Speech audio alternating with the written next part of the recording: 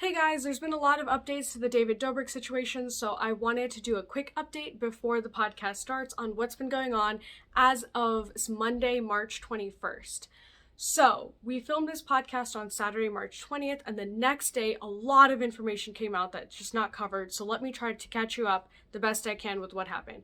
Basically, Jeff Wittek posted a video and in summation, basically said that Dirty Dom was the one who had posted on Instagram story about this three-way, and so him and David decided to go check it out. They filmed for a little bit, and they left. So the big thing to take away is he's saying they left.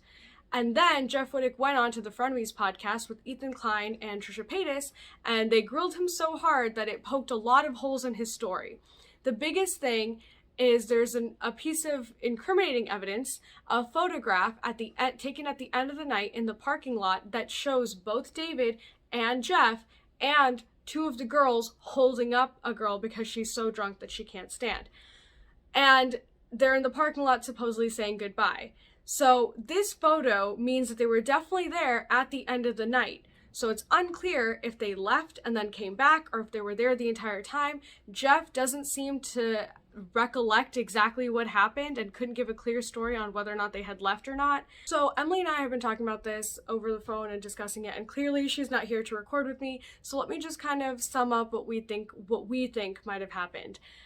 We think that Jeff and David might have actually been a room over in the living room or something and were unaware that this had happened, but they were still at the scene of the crime, so to speak, so they're not completely innocent or they feel some sort of guilt towards it, but they weren't aware that this had happened and they might have actually been on the premises.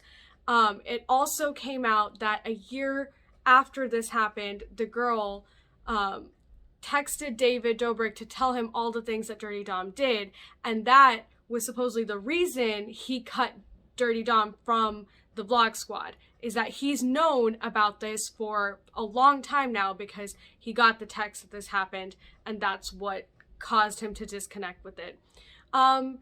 There's also this weird rumor that Trisha brought up in the Frenemies podcast about Jeff Wittek's eye. So apparently, the vlog squad flew to Utah to do filming, but none of the footage has come out from that, and he came back needing an eye surgery, and Trisha seemed to insinuate that David Dobrik might have had a hand in that, and that maybe Jeff Wittek is blind. Again, those are all rumors, no confirmation on if that's true or not. That's just something that came up also in that podcast. And the last thing to kind of cover with this is that all the brands that David Dobrik is associated with have dropped him. And as of earlier today, he seems to be off the admin board for Dispo, which is his app that we do talk about in the podcast. So it seems like he's officially canceled or something because all these companies are dropping him. So those are all the updates as of Monday, March 22nd. I'm sure there'll be more things coming out, but I wanted to at least give a baseline level of information of the newest developments before we get into what we cover in the podcast. But with that, let's get started. We're back in person, which is good because the last time we weren't and that podcast did not do well. That's true. Also, before we begin, I just want to shout out, I recently found out that my friend Ben watches these podcasts. So Ben, if you're watching, this is a shout out to you for actually sitting through these things. I appreciate it. Some people have an OnlyFans, we just only have one fan, and it's you, so thank you. Yeah, we appreciate it. We're like 3 views, me, you, and then Ben. Yeah, thank you. Appreciate it. Big preach. Also, you might have noticed that the camera quality is much better, and that's because I spent $770 to get the Samsung Galaxy S21. This is my old phone. So now it's funny because the first ever podcast, I was like, oh, in case you guys think I have 2 phones, I don't have 2 phones. Now you've got 2 phones. Now I actually have 2 What is phones. it, one for the plug and one for the hose? Is that the song? You know what's sad is that my editing software, like this can film in 8K and my editing software can't like process that probably. This is gonna come out in like 720p, it'll be so bad. It's okay. Ben's the only one watching. Yeah, it's Ben, I hope you don't mind. Ben, we're sorry the quality is crap. I tried. We both got the penne rosa, noodles and company. I normally get the Japanese pan noodles because they're so fire. And I've had this taste for pasta. And it's interesting that feta cheese goes with pasta because you feel like Parmesan is the thing that actually goes. She heard the word cheese. I guarantee you it was because you said cheese. Go on, please go. Excuse us. Okay, goodbye. Oh, we were supposed to have a timer.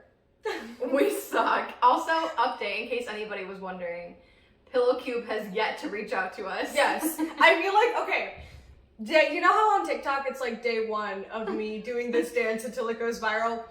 Podcast 3 of us talking about the Pillow Cube until they sponsor us. Like, please, Pillow Cube, if you're watching, we want one. We want to review your product. It looks fantastic. Please take a chance on us. You know, where is she? She's just behind me. She's just being a little shit. As soon as we started filming, I'm so sorry. My child misbehaves. Go on. No, I'm so sorry. Do you want me to put her in my room? No, it's fine. She's being really problematic. She's like, you want to play?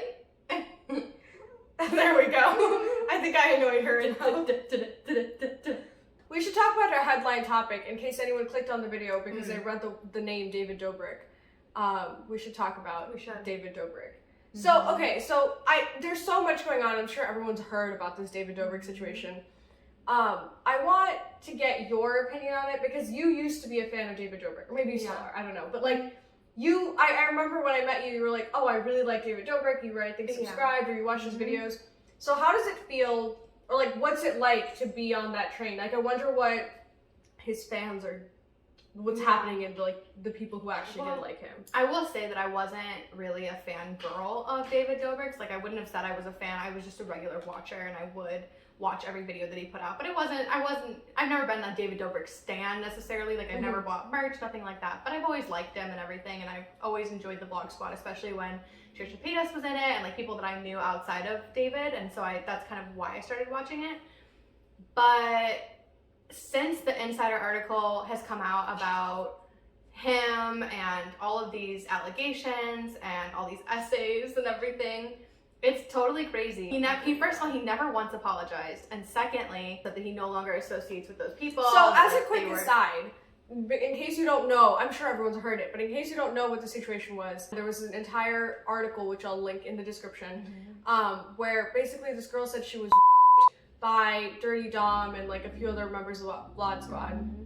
And they have footage of this vlog. Well, it's taken down now, but basically Dirty Dom was the main person who like her, and allegedly. That he's like the problem, but David was still in the vlog. He didn't do any of the activities, but it was still his idea, his channel, his vlog. So he still should be taking like some responsibility for it, even if it wasn't him that committed. And it even goes a step even further because there is one clip from the vlog that I think has since been taken down where Dom comes out of the bedroom where he presumably had relations with these girls, multiple girls, not just one, it was actually like 3.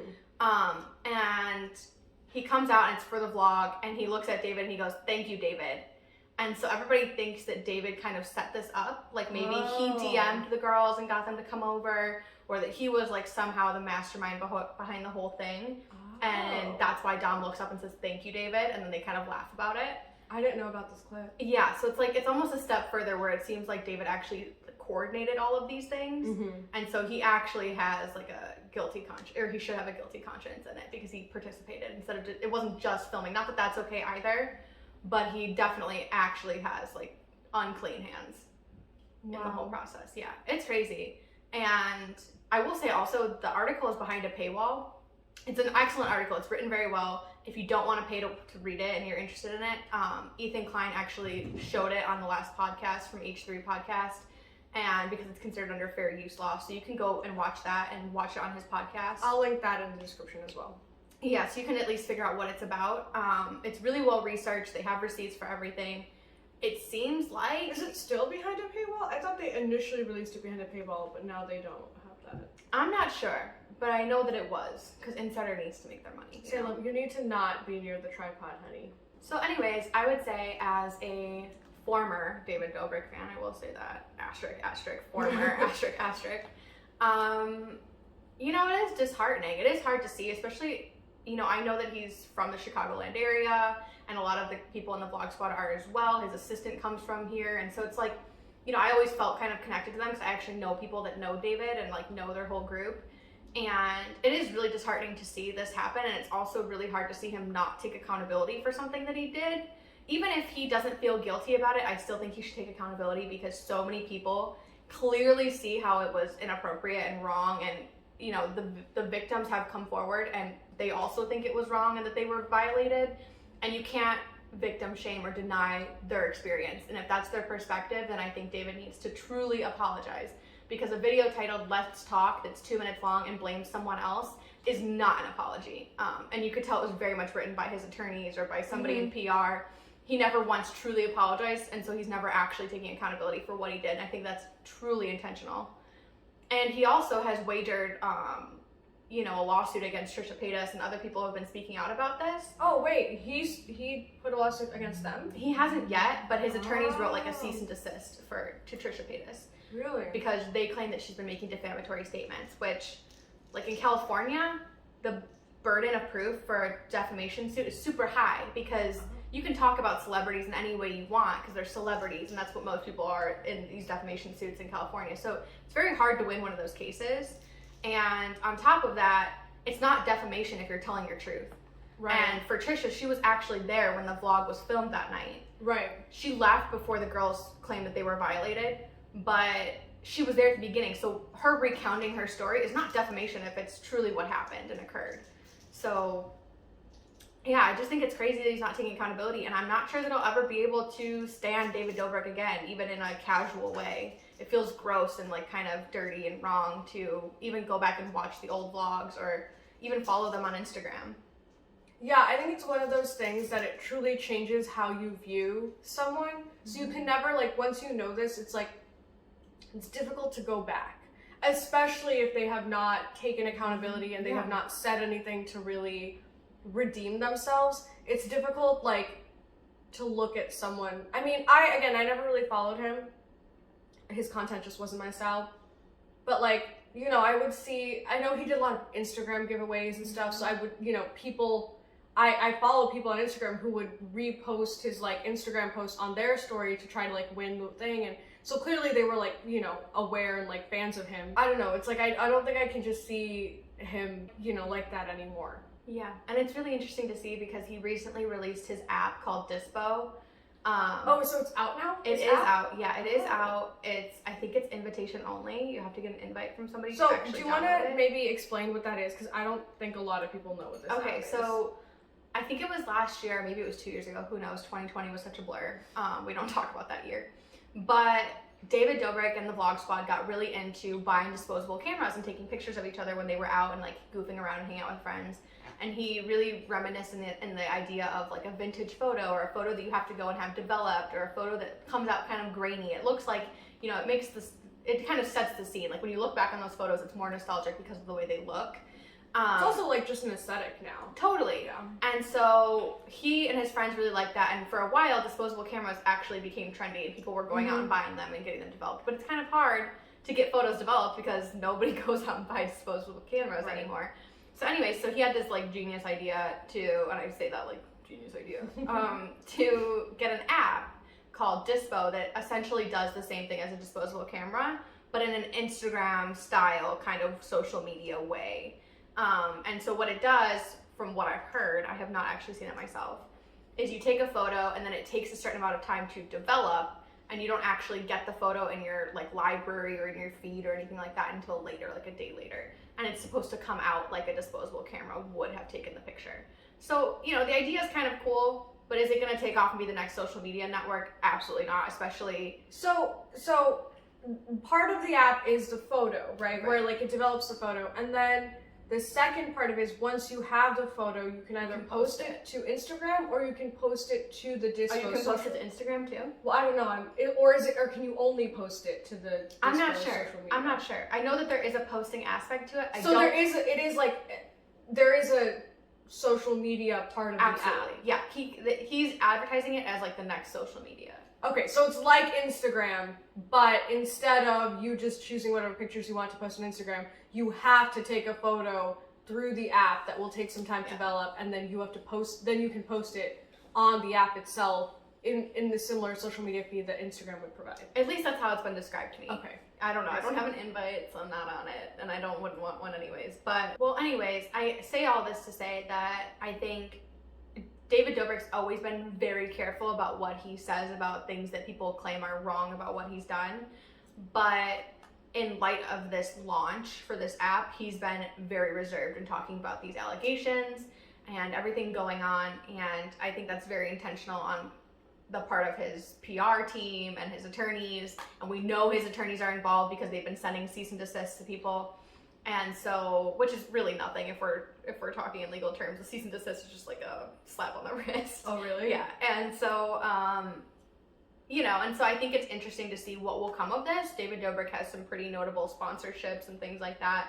And honestly, like, I'm not saying he should be canceled. I think everybody can be redeemed, and I'm not really a fan of cancel culture, but I think he in some way needs to be humbled. And I'd really like to see him take accountability. And I'd like to see him actually face repercussions for the wrongs that he's done. Because, you know, now there's a bunch of people that have come forward. It's not just Seth, it's not just Big Nick, it's not the men that thought they were violated, but now it's also women coming forward and saying they were violated. And so it's across the board. People that were in the Vlog Squad, people that were just college students, you know, there's all these different people. And it takes a lot of courage to come out like that. And so I think that there is some weight behind it, at least, at the very least, minimally, there's some weight behind what they're saying. And if not, you know, maybe the whole stories are true. I think the point you brought up that there's multiple people makes it, because like when we start, so we covered this in last month's podcast. We actually we're one of the few people to cover it, but obviously no one watches. Just Ben. Yeah, just Ben. You only our only fan. Yeah, but so not many people saw that video, but we actually covered it right before the story blew up big.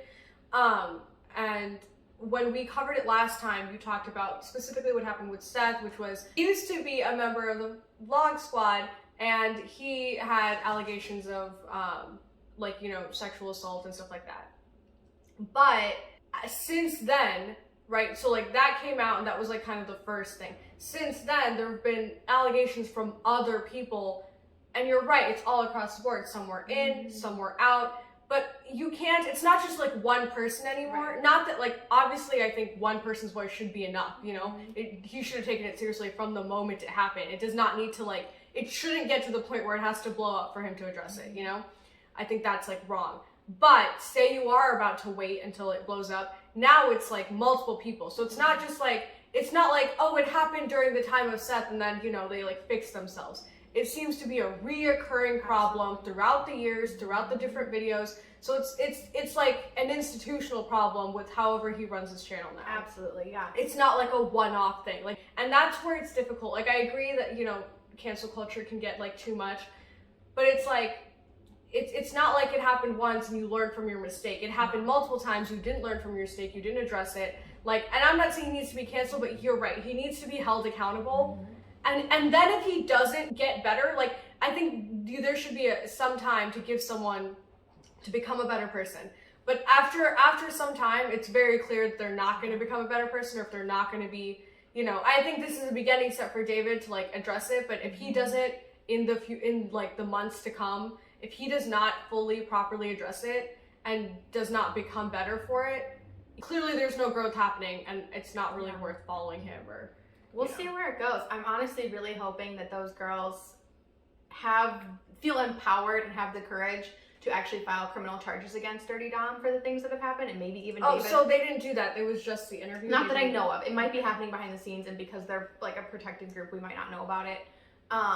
But you know, I hope that they feel empowered to do that, because even Dirty Dom released a video saying he apologizing, not necessarily for the allegations, but just in general apologizing for the way the Vlog Squad has handled things and the way his actions, and saying that they were wrong. So he's not part of the Vlog Squad anymore. But that's the interesting part, is that he's been dumped from the Vlog Squad, and so he feels comfortable saying that.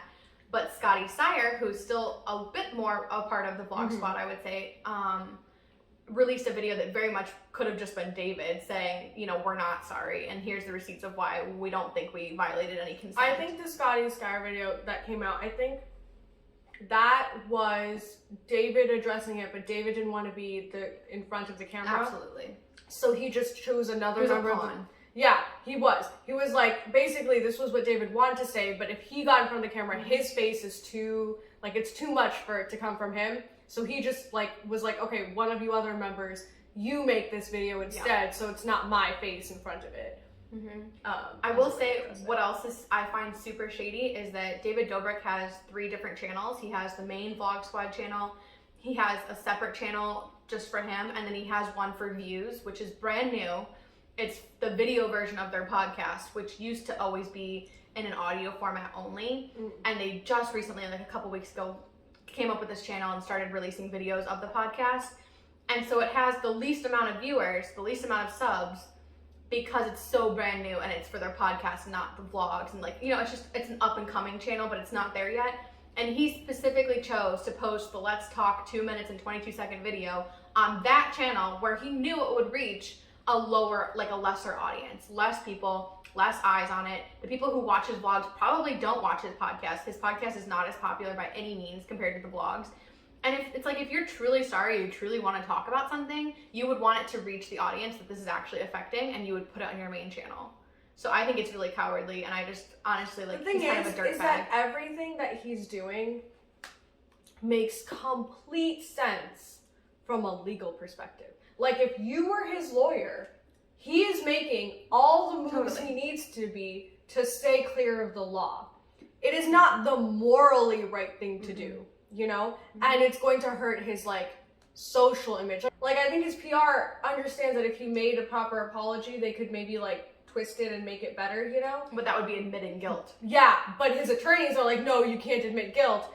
Everything he's doing makes perfect sense if you look at it from a legal standpoint. It's just not the morally right thing to do. But why would you do that if you weren't guilty? Right, exactly. Because, like, clearly there's something you need to... If you didn't think you could be held liable in some capacity, then you wouldn't have to worry about apologizing and admitting that guilt. Right. Like, very clearly, someone somewhere has told him, you may have actually violated a law or someone's protected rights at some point, and you could be held liable, so close your mouth. Or choose your words carefully, or etc., you know? And so, yeah, I just think it's really shady, and I'm just not here for it. Right? There's that clip. Which one? Oh, well, they said on the they're like, oh my god, we're gonna go to jail. Like, they said that. That was at the end of the actual vlog where they did it. They said we're going to jail. But they also said in the podcast, following the week where Seth has allegations of being sexually assaulted, they actually say, like, we know that him being kissed by a man, especially non-consensually, is not accepted in the community where Seth grew up, which would be Compton in California. And so they were like, and so we know we just screwed him over in terms of his social circles. Like, people are going to make fun of him for what just happened on camera, and we know that. So they've admitted guilt in other ways, especially when the video came out and there were no, like, allegations coming up and people just thought this was all consensual because there was no reason not to think that it wasn't. But yeah, and so, but now because it's come under, like, the magnifying glass and he's being scrutinized closely, now all of a sudden he's reading off a script. And I thought it was really interesting too, not interesting, but Ethan Klein made the joke because in his Let's Talk video, on the shelf that he's sitting below, there's a Nickelodeon Kids' Choice Award, and he goes, I bet you choose kids. And it's terrible, like, it's a terrible joke, but, like, how could you sit below all these awards that you've won from all the kids that, like, you probably have violated on camera? Like, because these girls were in college and they were below the drinking age. Yeah, so they were 20 years old, so they're of legal age to consent, but they were not drinking. But it should be said that even if you're drinking, you can't consent. Yeah, right. And so no matter what, it was wrong, and wrong. Like, no matter what aspect of the story you look at and, you know, analyze, it's just wrong across the board. And so, you know, I feel bad. I think it took a lot of courage for those girls to come forward. So I'm no longer a David stan. I am sub just to see what happens, but I do know that he has been losing subscribers. He lost 100,000, like, in the first couple of days.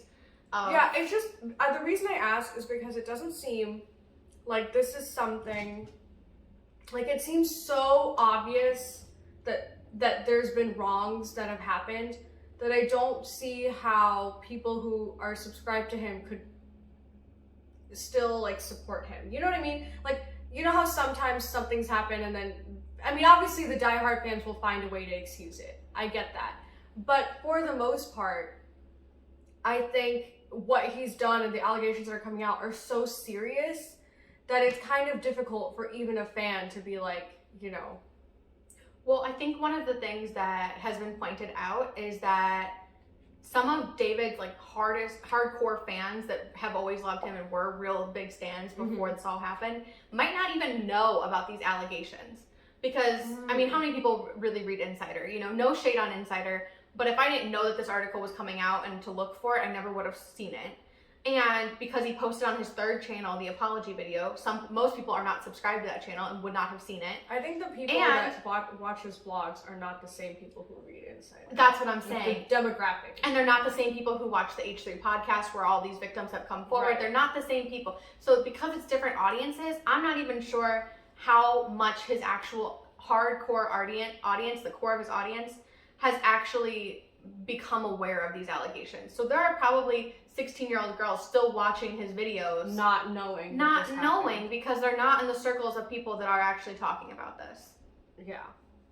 And that's just a matter of waiting for it to really go mainstream, you know, because I think it's definitely gaining momentum and popularity, this conversation, and I'm hoping it does reach that audience eventually, because I think that's the audience that really needs to hear it, but it's not there yet.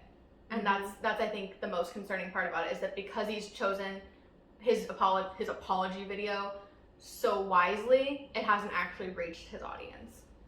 Yeah, I guess that's a good point. I think because I think when you have so many subscribers, you get to a point where not all of your subscribers are watching every single one of your videos or keeping up with you. Like, some people are just subscribed.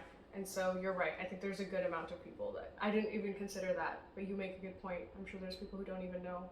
You know, like a younger audience. Yeah, know? Like if you don't keep up with YouTube news, even if you do, it's not been right. So I widely think the covered. only people. Well, I don't follow drama channels, so maybe like Keemstar or something has covered it.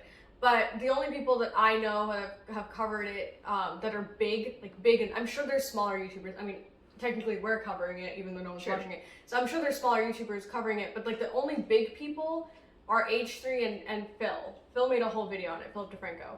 So those are the only two people, like two big people, and there might be, I don't know, I haven't done my research, so maybe like Drama or Keemstar, any of these, maybe some of the other drama channels have covered it. I think they have, but again, like, what 16-year-old kid is really watching, like, Yeah, drama? like, how long? They might be, but right. I doubt it.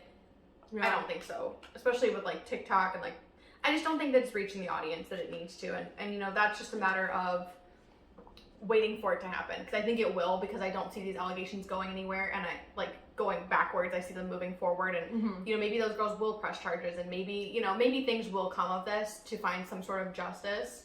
But right now, it's just kind of like, we need to talk about this and blow it up so that maybe that audience does hear this and does realize, like, this is who you don't want to be supporting. And you also don't want to behave the way that he did. You know, that's the worst part about it, is that somebody underage could see that behavior and think that it's being condoned. Or it's okay, or yeah. And that's the worst part, is that I would never want somebody to go to a party like that. One of the things that the article talks about is the girl who'd gone. It was like a big deal for her and her friends to be in the video. Like, everyone, like, part of the reason she felt so pressured is because it's this big YouTuber, and like, it's an honor to be in a David Dobrik video, but it like isn't. But it's like portrayed in a way that makes it feel like you should want to do this. And I think if you're younger and you have a chance all of a sudden to be in a David Dobrik video, you're like, oh my god, I want to be in on it.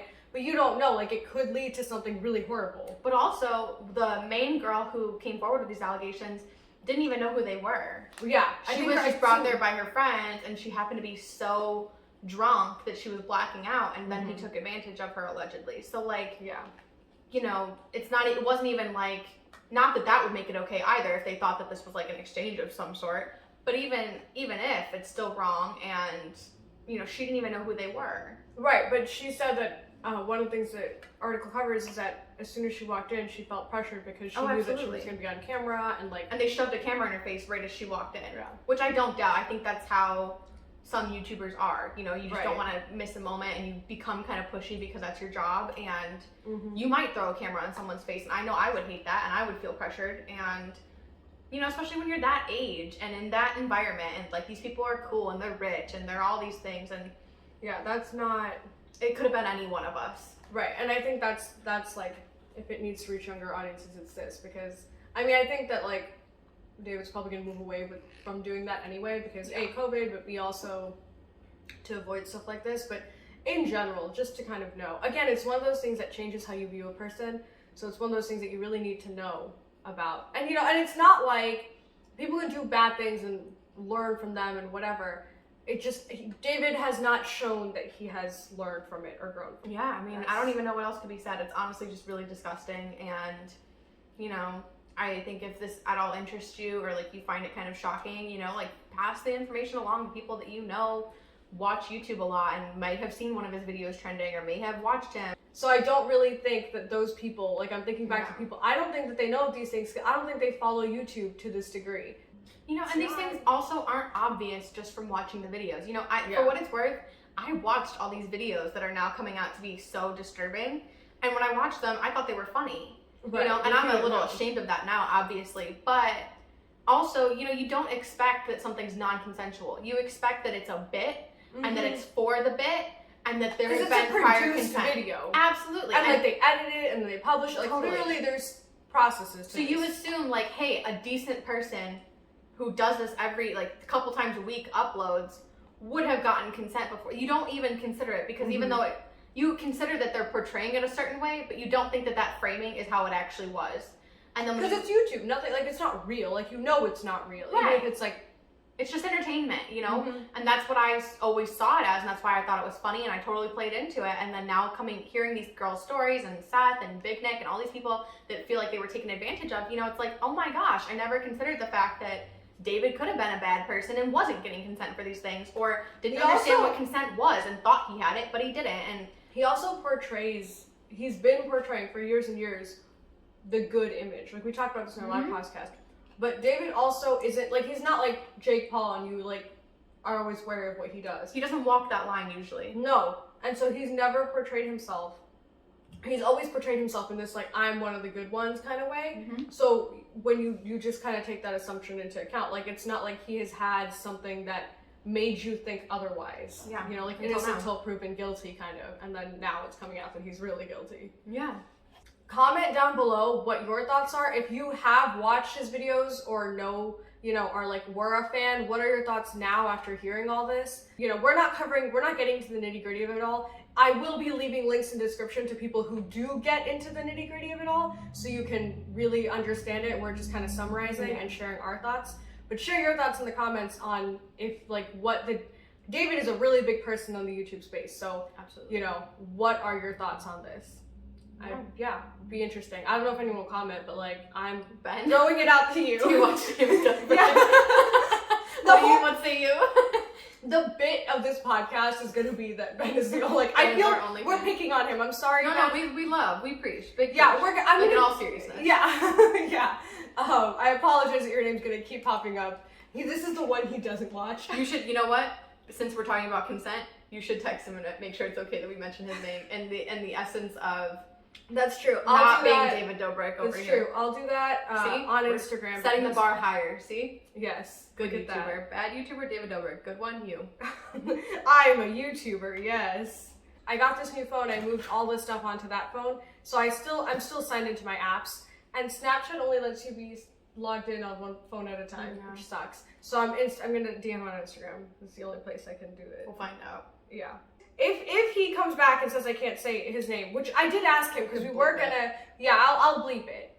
But if he says no, then his name is Robert.